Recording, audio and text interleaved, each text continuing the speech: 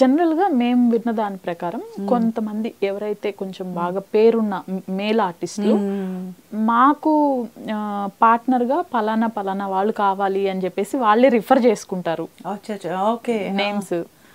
అంటే నాకు పార్ట్నర్ గా పలానా ఆవిడే కావాలి అనేది రికమెండ్ చేసుకుంటారు. అవును, అది ఇప్పుడు నేను ఈ మధ్య కాలం ఆఫ్ కోర్స్ చాలా వింటున్నాను. ఓకే. సో అలా కూడా ఉంటాయి. ఎక్కువ యాక్చువల్లీ ఇది కాస్టింగ్ డైరెక్టర్ ఉంటారు. కాస్టింగ్ డైరెక్టర్ వాళ్ళంతా కూర్చుని ఇలాగ ఈవిడుంటే బాగుంటుంది, ఇతను ఉంటే బాగుంటారు, వీళ్ళు జోడీగా వీళ్ళు బాగుంటారు అంటే. ఇంకొకటి వాళ్ళు స్టోరీ పరంగా కూడా ఎప్పుడైతే క్యారెక్టర్ స్కెచ్ వేస్తారో వాళ్ళు చాలా స్టడీ చేస్తారట. నేను విన్నాను, ఒక అతను చెప్పాడు నాకు, మేడం ఇది మీరు చాలా మూవీస్ చేశారు, మీరు చాలా లక్కీ. ఎందుకంటే ప్రతి మూవీ సెలెక్షన్ ముందు చాలా చూస్తారు వాళ్ళు. సో చాలా లక్కీ, మీరు చాలా ఫిట్ అయ్యారు మీరు చాలా వాటికి ఇట్లాగా అంటే. It all depends on the stories. ఈ మధ్యకాలం కథలు అంతా కొత్తగా మోడర్న్గా ఉన్నాయి. So definitely I can do some justice. అంటే నేనేదో చేయగలుగుతున్నాను కాబట్టి ఐఎమ్ ఫీలింగ్ హ్యాపీ. అండ్ వాళ్ళు దాంట్లో పారామీటర్స్లో ఫిట్ అవుతున్నాం. మీకు కాంపిటీషన్ అంటే ఎవరి పేర్లు చెప్తారండి? సేమ్ మదర్ క్యారెక్టర్స్కి పవిత్ర లోకేష్ గారు ఉన్నారు, తర్వాత ప్రగతి ఉన్నారు,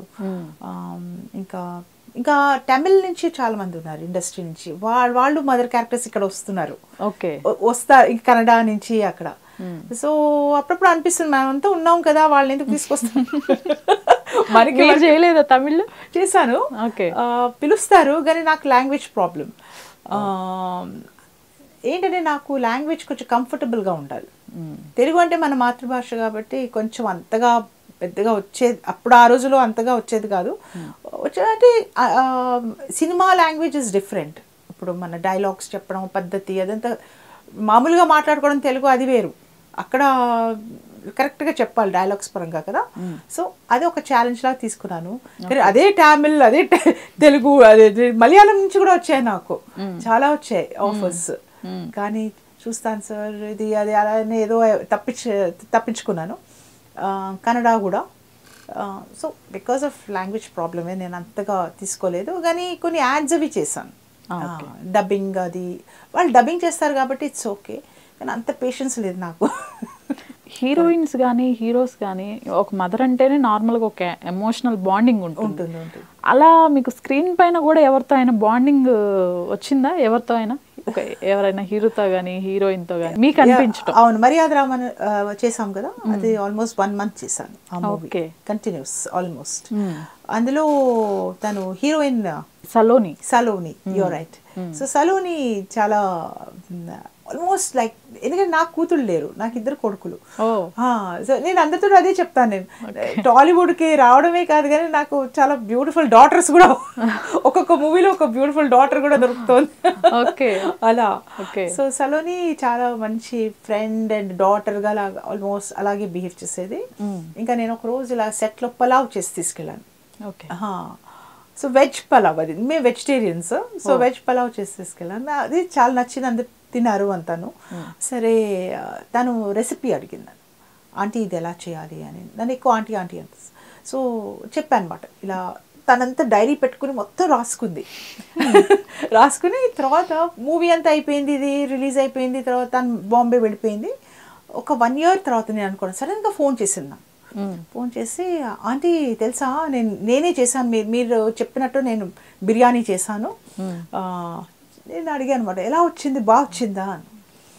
సో తను కొంచెం పాజ్ ఇచ్చి, మా నాన్నగారు ఫస్ట్ ఆయనే టేస్ట్ చేశారు, స్మెల్ అయితే చాలా బాగుంది కానీ అది కిచిడి అయిపోయింది, మొత్తం కిచిడి అయిపోయింది, కానీ టేస్టీగా ఉందిట. అదే నువ్వు నీళ్ళు ఎక్కువ పోసేసి ఉంటావు, ఏదో చేసి ఉంటావు డ్యామేజ్. లేదా ఆంటీ నెక్స్ట్ టైం నేను కరెక్ట్గా చేస్తాను. నేను వెజిటేబుల్స్ బదులు నేను ఏం చేశానంటే నేను చికెన్ అది ఏదో వేసాను, దాని మూలంగా ఏమన్నా అయిందేమో. లేదే దానికోసం కాదు, మేబీ వాటర్ ఇది సరిగ్గా బ్యాలెన్స్ లేదేమో. సో అది ఒకటి చాలా హోమ్లీగా మాట.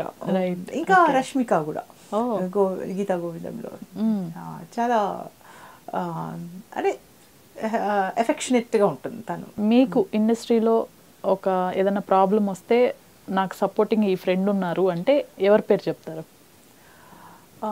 ఎవరి పేరు అంటే of course like Sana, okay, ఇంకా రజిత, ఆవిడ కూడా నైస్, ఆవిడ కూడా నైస్ లేడీ, చాలా సపోర్టింగ్గా ఉంటారు ఆవిడ. మీకు ఎవరైనా ఇండస్ట్రీలో ఎనిమిస్ ఎవరైనా ఉన్నారండి? ఉండుంటారు. ఓకే, ఎందుకంటే అది బాడీ లాంగ్వేజ్, బిహేవియర్ అంటే బయటకి అందరూ అంటే నాతోటి గబుక్కుమని ఎవరు రూడ్గా అంతగా ఉండలేరు, because I'm not like that. నేను రూడ్గా ఉండలేను ఎవరితోటి. చెప్పేదేదో కూడా అదేదో మైల్డ్గా డిఫరెంట్గా చెప్తాను. నేను సపోజ్ నచ్చలేదు అంటే ఐ విల్ టెల్ పొలైట్లీ. కొన్ని న్యూస్ మీరు ఉన్నప్పటికీ కూడా కొన్ని న్యూస్ అసలు మీరు లేరని యాక్చువల్గా న్యూస్లు స్ప్రెడ్ చేశారు.